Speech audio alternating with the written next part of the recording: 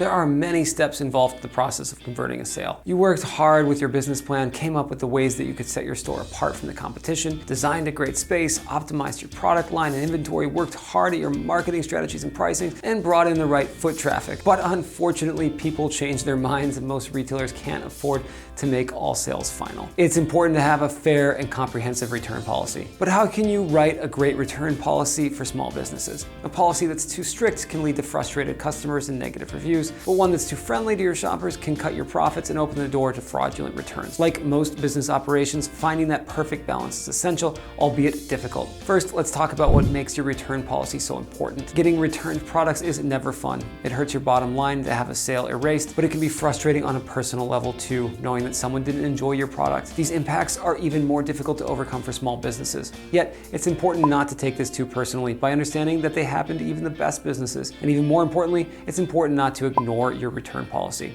Small businesses that have a poor or non-existent return policy will eventually start to see some serious adverse effects. A few poor experiences can start to pile up on review sites, comments on Google snippets, and word of mouth. Likewise, a poorly organized return structure will make processing each return difficult, time-consuming, and perhaps lead to mismanaged inventory.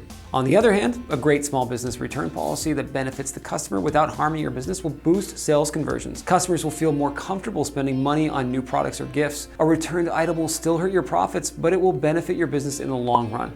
An improved shopping experience for your customers goes a long way. In starting your process of crafting a return policy, don't be afraid to make it unique and custom to your business.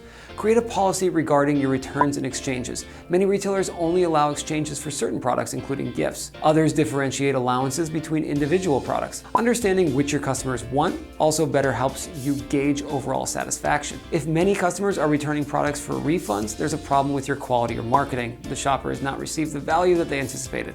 On the other hand, exchanges indicate more of a positive. You carry the products that your customer base wants, but in this particular instance, a shopper feels like they could have made a better choice. Keeping a strict distinction between these can help give you better customer feedback while also minimizing lost sales to returns. Okay, so when you start writing a return policy, it needs to be approached as one would when writing a contract. The fine print is legally critical, but the policy needs to also be simple and readable. So let's go over 7 factors to consider and clarify. First, pick out your product exceptions. For most businesses, there will be some items that shouldn't come with the same return policy. Electronics, sporting equipment, and formal apparel are a few of the most prominent types of goods that should have a more strict policy. These are commonly products subject to return fraud too. And since they're also expensive, they can have a big hit on your bottom line. Next, contact your local government or the US Small Business Administration for some basic guidance on your return system and the legal implications behind it. Each state has different return and refund laws. Third, decide on a fair time frame for which to make a return. Most retailers hover around the 30-day period with some leeway in either direction. Sometimes allowing for longer time periods can actually cause reverse psychology where your customers will end up keeping the product the longer they have it in their hands due to building an attachment. Shorter periods of return options are good if you sell seasonal or trendy products. In these instances, getting too generous with your return window will most likely leave you with dead stock. Next, though less so these days, many retail businesses still require receipts in order to process a return. A modern point of sale system keeps track of all inventory even after the sale is made, allowing the business to scan the item and confirm its purchase. This makes the return procedures that much easier, and an easier return process will leave your customers a whole lot more satisfied too. Fifth, think about condition requirements. Of course, if the product was purchased, damaged, or broken, a full refund is in order. But in cases in which an item was altered once purchased, be very careful with your return requirements. Does the item have to be in its original packaging? Can it have been worn? Must it have the tag? Be very clear from the outset. Sixth, make gift returns unique. Be very careful with gift returns. Many fraudsters use generous gift return policies to steal from retailers. If you don't require a receipt for a gift return, make sure that you can only offer store credit rather than cash. And finally, how will you accept returns? Will you refund the purchase with store credit, cash, or simply refund the credit debit card itself? Also determine if there are any instances where you might charge handling or packaging fees. Repackaging electronics or other similar purchases can be costly and time-consuming. Now, once you have these terms down, begin writing the official policy. There's no one-size-fits-all approach to writing a return policy, but there are some basics that every business must clarify with their policy. This time, let's go over 8 easy rules to follow. 1. Once you finalize the details mentioned above, dealing with each return situation will be much easier. You and your staff will know how to handle each customer, making the process faster and more pleasant. 2, anticipate your most common types of returns. For most retail stores, an item is returned because it's damaged. A customer has simply changed their mind, the purchase was a mistake, the item was not what they were expecting, or the product was a gift that didn't suit the recipient. Come up with a response and set of questions for each of these scenarios. 3, make sure all responses and questions are friendly in nature. You never want to sound upset about a return, and certainly never accusatory. 4, with the policy itself, don't copy and paste behind each product.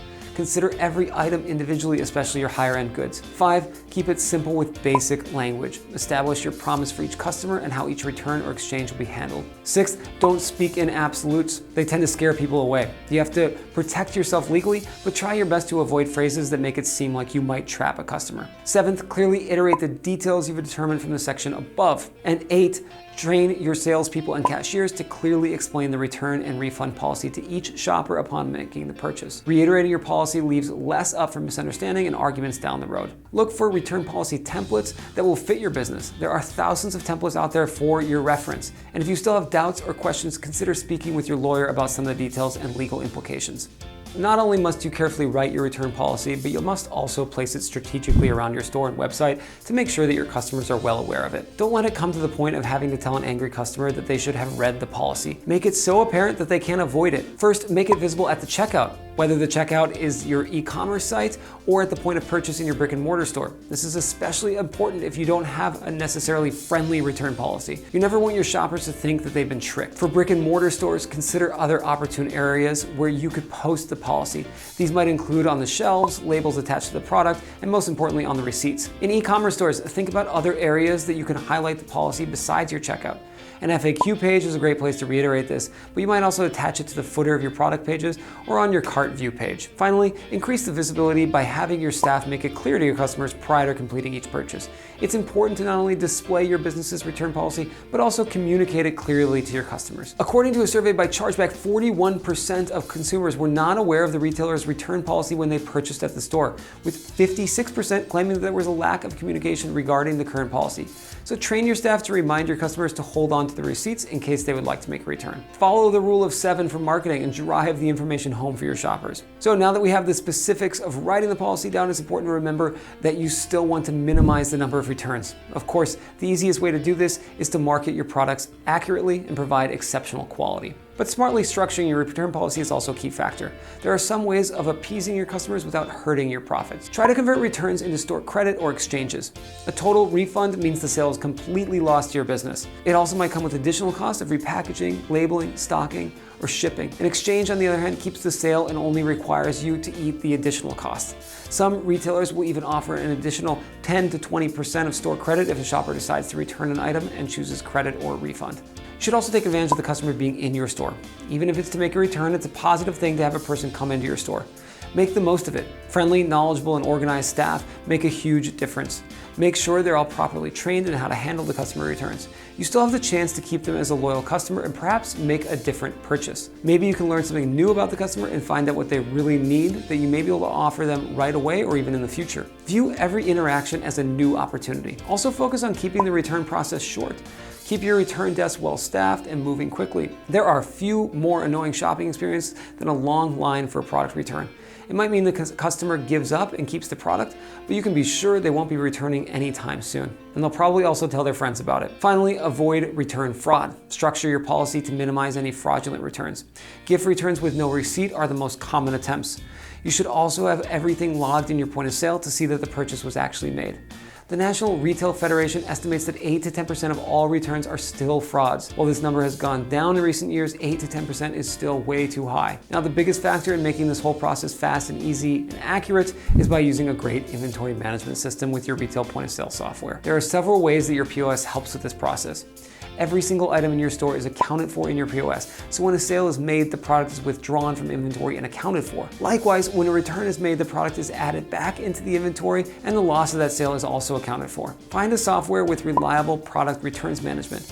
Your point of sale should also be able to print the return policy at the base of every receipt. This adds another level of transparency for each of your customers. If your product has any warranties attached to it, these should also be printed with each receipt. Finally, you must be able to set different policies for different products. Many retailers don't accept returns for certain types of items.